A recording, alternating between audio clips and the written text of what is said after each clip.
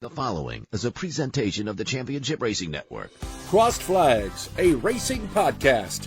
It's your midweek fix for racing news and information. Brought to you by the Championship Racing Network. Now let's head trackside to join your hosts, Steve West and Matt Nicholson.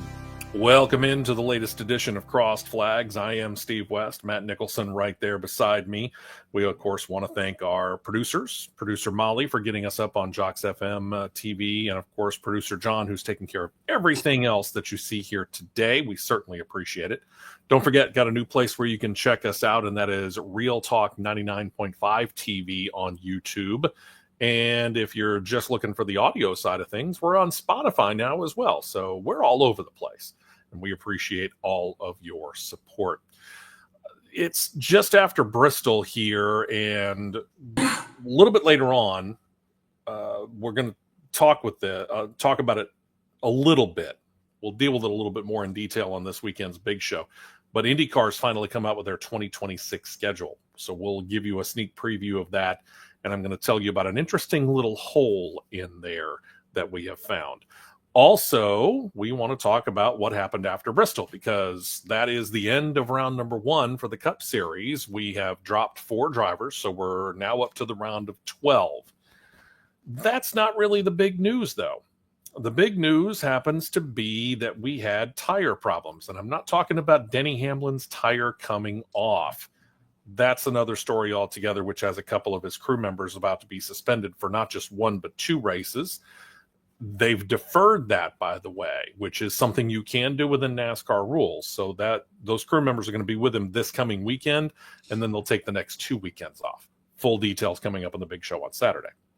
What we really want to talk about is not tires coming off, but the tires, for all intents and purposes, coming apart. We got a good picture that producer John's going to put up here of just one of the tires that came off one of the cars. And I'm here to tell you, this is far from being the only tire that looked like this when it came off the Cup Series cars on Saturday evening at Bristol.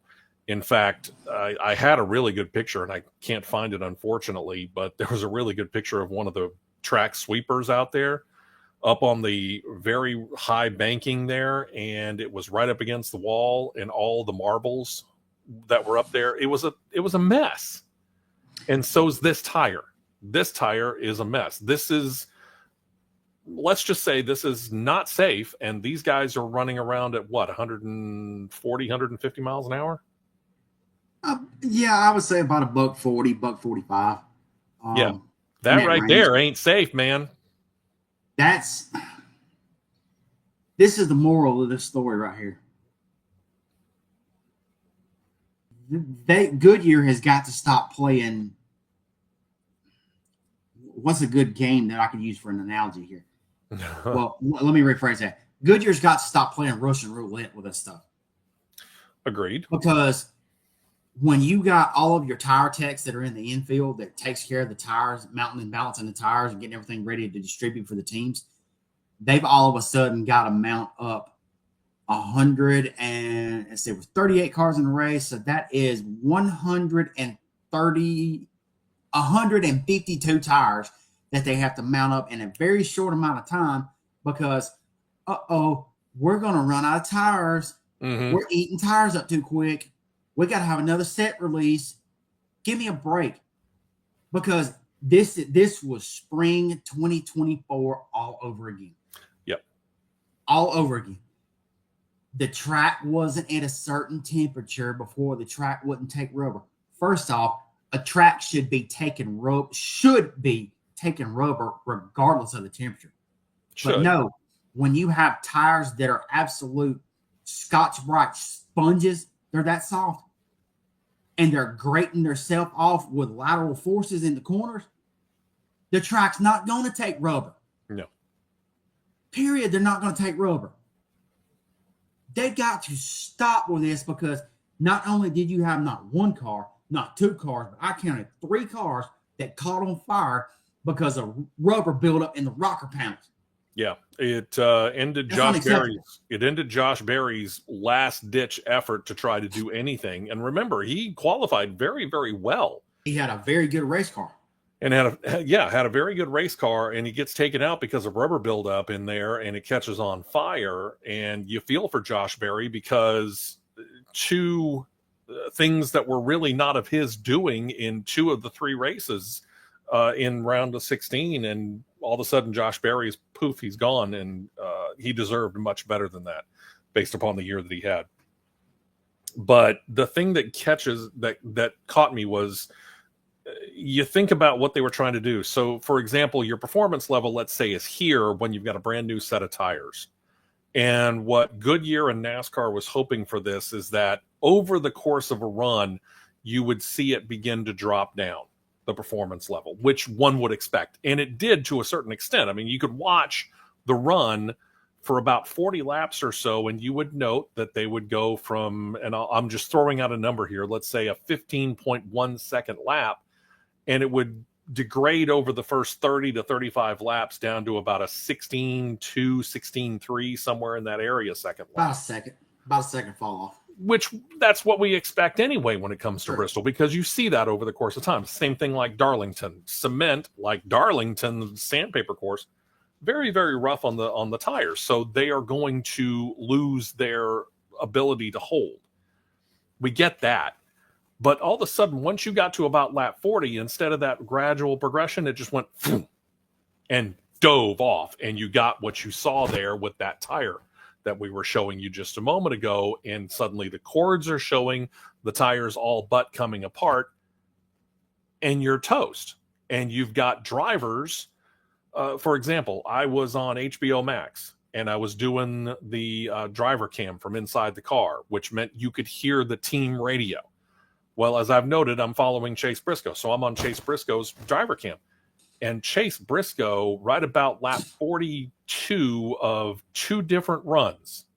So think about that. Same lap into that tire run on 2 different tire runs, is screaming words over the radio that I can't say on regular radio. And I'm not going to say here because we like to be able to keep it family oriented at least. But he was screaming bloody murder, to put it one way, that he needed tires. And I know he wasn't the only one. Pretty sure that's the understatement of the day right there.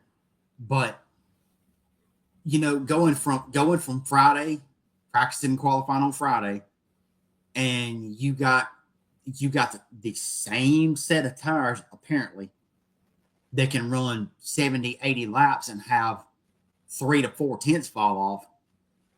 And then you get to a different day and a different ambient temperature. We got a problem.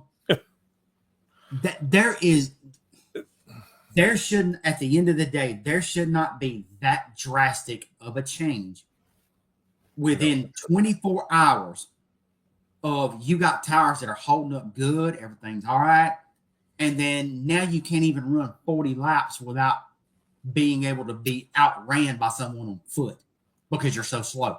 Let me ask the question here, and you may or may not know this, but I'm going to throw it out there anyway.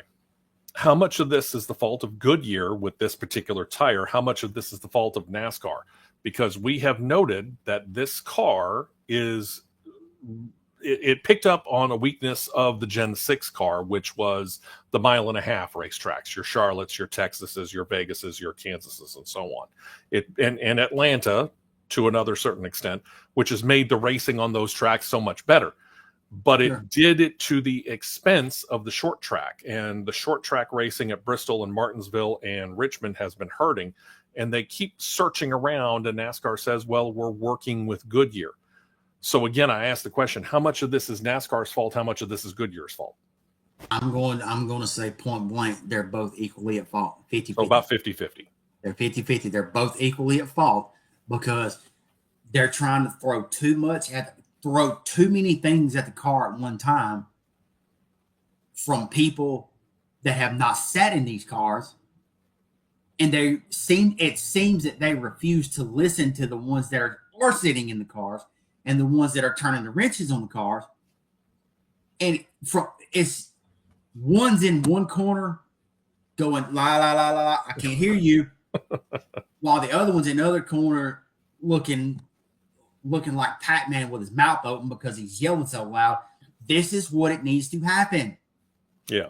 And the race will improve the overall quality of the on-track product from the race standpoint will increase 50-fold. But somebody's not listening somewhere, and somebody refuses to listen. Using this platform, the Gen 7 platform, as a basis, is there a way to, what's the word I'm looking for, specialize the car to become a better short track car? If you think about it, going back, I don't know, let's go to the heyday. Let's go into the 80s and 90s when NASCAR was really, really picking up steam and it was getting a whole lot of press for all the stuff that was going on. And the teams would build a car that would be a road course car. They would build a car that was a super speedway car. They'd build a car that was a short track car. Is there a way to build this car, or in addition of this car, that could be made a short track car? And then they could take another car to the Atlantas and the Talladegas, and maybe even to the Charlotte Rovals? My opinion is pretty simple. And you've heard quite a few people from a mechanic side. You've heard people come from a driving standpoint. And I'm pretty sure you've heard a couple of car owners at one point as well. And it's unequivocally clear the underpinning and the diffuser the underbelly and the diffuser needs to go. But yet they're not doing it. Yet they're not doing it. Why they're not doing it is beyond me. Get rid of for short tracks and road courses. Get rid of it.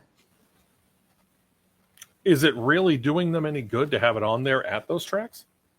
Not really. My opinion, not really, because you don't have enough aerodynamics. I think you're relying more on mechanical grip at short tracks versus aero. Okay. Because the old days, I'll word it this way: the old days of the saying "elbows up" is gone. True. It's long gone, because these spec race cars, because that's exactly what it is. It's a spec race car. Outside of the nose and tailpiece on them cars, that's a spec race car. Mm-hmm. Outside of that, everybody's the same. These things are too easy to drive.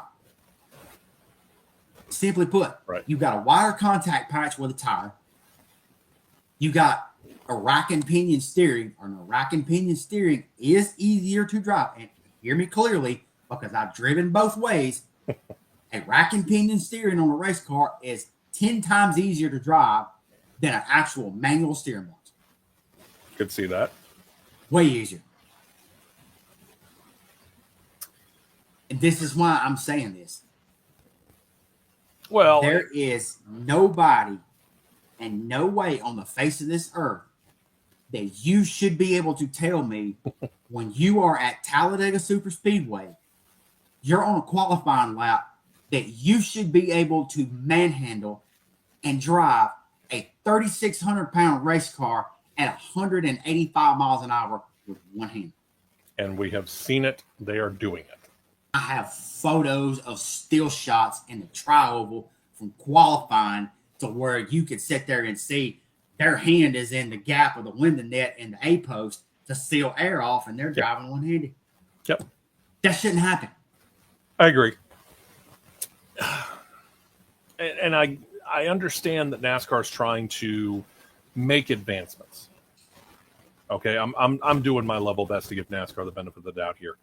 But the problem is that, as we have so often noted here, NASCAR loves to do things that end up fixing problems that really aren't problems. They're answering questions that nobody asked, however you wish to put it. So they come out with this new generation car, which is radically different from the Gen 6 car. And it has created more problems than it has solved. You know, typical engineering joke to make sure that you are assured of your job. You go in, you fix these couple of problems, but you make sure that these couple of things are going to eventually go down so that you've still got a job. This is the problem here. We keep having now to go back and fix the problem that really beforehand, it could have used a little bit of tweaking here or there. As we noted, the 1.5 mile races under the Gen 6 car weren't great, but was that car really broken? No. So we changed a car just for the sake of changing a car. To try to be more, I'm going to use the term, in the modern times. But what we really did, and if you want to tell me I'm crazy, tell me I'm crazy. I don't care, because I know I'm right. We basically tried to take the baseline geometry and baseline characteristics of an IMSA car and a V8 supercar and turn it into an oval car. You cannot do that. Yeah, especially not on a short track. Especially not on a short track. What do you think it would be a good race if you've seen the likes of Will Brown, SVG, and Scott McLaughlin, three prime supercar names, for example? If they was to jump in a supercar and like, oh, we're going to take these supercars to Iowa and let's see what we can do. It's probably not going to be that good, because they build. Scott McLaughlin's going to tell you you're stupid because it ain't going to work. Yeah. The V8 supercar wasn't meant to do oval track racing. V8 supercars are like Formula One. It's all road and street courses. Bingo. So NASCAR, you got a problem. And Goodyear's got a problem because of you, NASCAR. Is Goodyear culpable on this? Absolutely they are. They brought a very temperamental tire to Bristol. And Bristol is a somewhat temperamental track. I get that. But to do that with a tire that we showed you earlier on in this podcast, that's ridiculous. No tire should do that. That's pretty bad. Tire. It's pretty bad. All right. As I said, we're going to go into a full details on our next subject coming up on Saturday during the big show, but we want to give you a preview of what the 2026 IndyCar schedule is going to be for next year. And we're going to show you that right here. It is a 17 race schedule once again, just like it has been the last couple of years. That's a problem.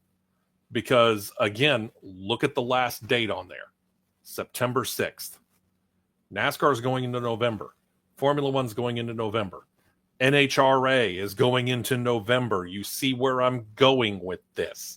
Everybody else is kicking off right about the same time. First weekend of March, maybe a little bit earlier, but not by much. We're all kicking off somewhere in February or March of 2026, right? Perfect. Great. Wonderful. Happy to be there. Problem is you're ending in September. You've got an easy 2 months, if not 3, past Labor Day weekend where you could still be running. So that's problem number 1. I don't know as this is necessarily a problem. I am less of a fan of it than you are. You said you really didn't have a problem with it. We have indeed split Talladega and Barber. They're about a month apart now. Of all the problems that I've got with this schedule, that's like number 20 on a list of 50 of all the things, bullet points that I could talk about. But I did find out something interesting. I want you to go down there to the end of the second line and the beginning of the third line. You notice that gap between the 19th of July and August 9th? If you look at the Formula One schedule for 2026, that area right there is when they're in their break. Mm-hmm. If you look at the NASCAR schedule of the Cup, what will be the O'Reilly Auto Parts Series and the Craftsman Truck Series, they also have the first weekend in August off. Mm-hmm. So none of the 3 major, I didn't look up the NHRA, but none of the 3 major road and street course and oval track series, let's put it that way, are racing on the first weekend of August. That's an interesting little hole, isn't it?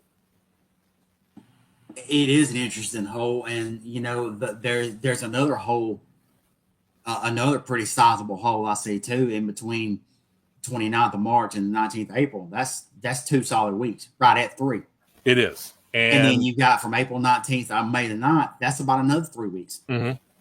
There were a couple of possibilities that they were trying to work on as my dog tries to be a part of the podcast. Say hi, Jody. The problem that we have is that they could not get a deal worked out with Mexico City. My dog is playing with my cord too. They couldn't get a deal worked out with Mexico City in time. So that's problem number one. And they had this idea of doing a race on the streets of Washington, D.C., which is still on the table. But by the time they actually started to get into that conversation, it was way too late to get the logistics of it worked out, because it is, after all, Washington, D.C. It is the nation's capital. You've got the president who lives there, and you got to figure out what, kind of street course layout you're going to put. Sure. That would not interfere with what, in this case, President Donald Trump might be trying to do. So there are just way too many things that you got to work out there. So the logistics were too tight. So they couldn't work out a deal with Mexico City, couldn't work out a deal with Washington, D.C. And that's why you have those two big gaps that early in the season, whereas you have the first 3 weeks of the season, they're running consecutively and doing a pretty good amount of traveling too, because they're going to start in St. Petersburg and then go all the way out to Phoenix. And then over to race 3, Arlington, over to Phoenix, and back over to Arlington. Yeah. So it's, again, do you own a globe? But that's, of all the things that I'm worried about, the thing that catches me about this schedule is just that they seem stuck in the 17 race rut. And with as popular as IndyCar is becoming, and I get it, leave them wanting more, right? That's what they always say. If you want to make sure that they come back, leave them wanting more. Sure. I don't think adding 3 races over the court and getting you into October on a regular basis, I'm not telling you to do even what Formula One's doing. I think you could handle 20 to 25 races a year.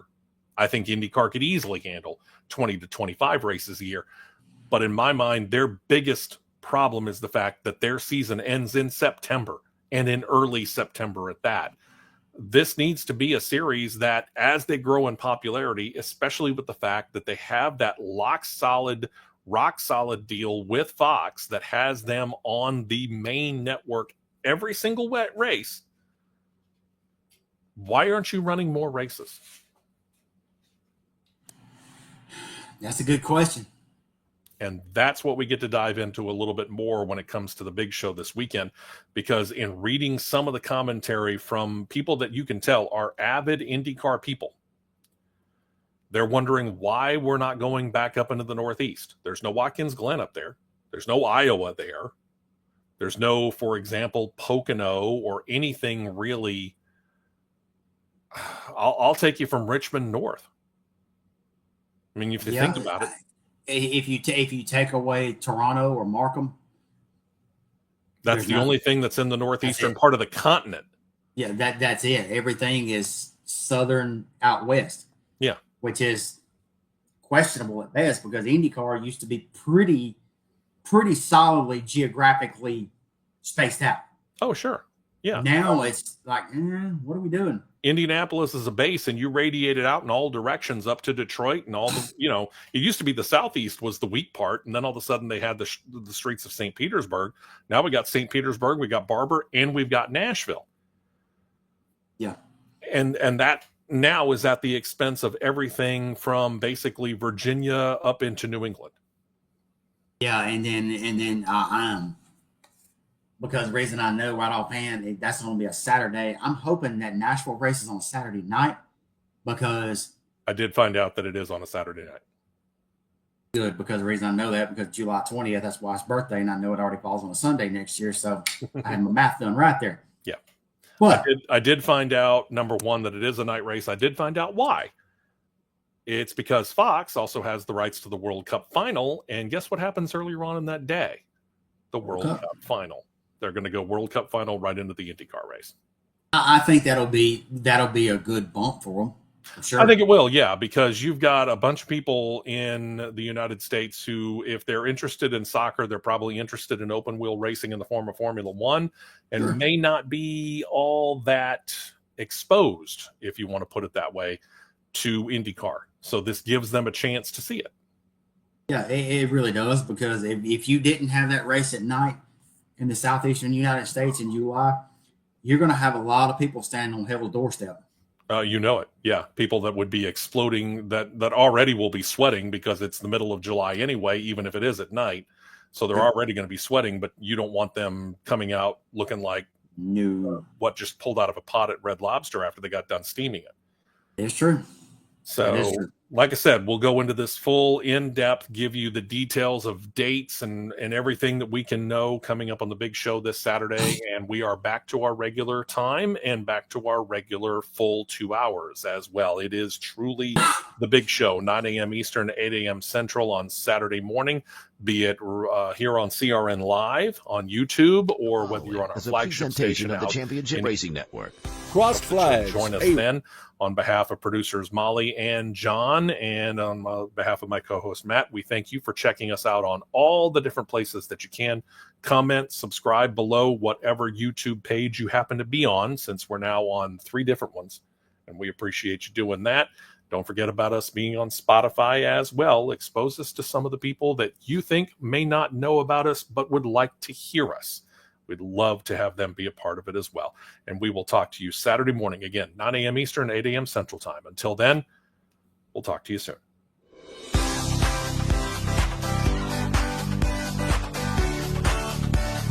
You've been listening to Crossed Flags, a racing podcast. For more content like this, subscribe to CRN Live on YouTube, and you'll be set to catch the 2-hour live show every Saturday morning at 9 Eastern, 8 Central.